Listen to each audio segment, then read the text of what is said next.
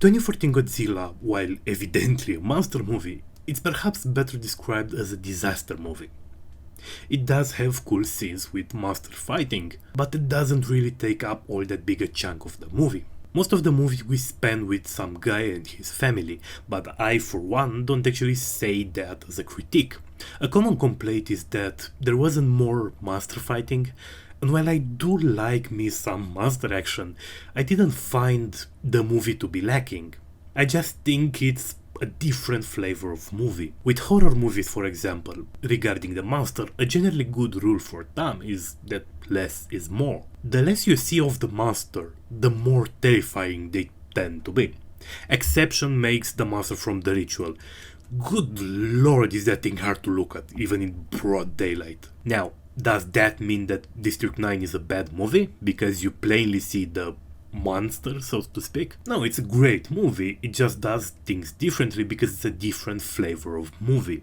And if this certain flavor is something you're looking for, or if simply you don't expect the movie to be something it's not, then I do think you are likely to enjoy this movie because it's quite good. As opposed to some other Godzilla movies that are a bit more lighthearted, 2014 is rather serious and dark. It's very atmospheric, the scores and visuals are striking and memorable. And while the story is not too terribly complex or deep, I was rather satisfied by what was delivered. The characters are a bit flat, but I feel like that was intentional to some degree, done so that the MC serves as a POV for what the army was up to. And in that regard, I think they did a fairly good job. What the army does is fairly straightforward, but well reasoned and logical.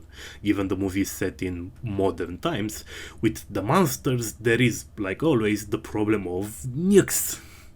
Bombs and guns tend to invalidate a lot of tension in monster movies. You can always just say, well, the monster is impervious to those, like in A Quiet Place, but that's always kinda lame. This movie, however, does a fairly good job at dealing with that problem. It managed to create suspense and give way to the monsters, both in a visual sense as well as narratively. When Godzilla is on screen, he actually feels like a threat. Hell, he even feels like a threat when he's not on screen. In a lot of ways, the movie is actually quite similar to War of the Worlds, just not quite as bleak.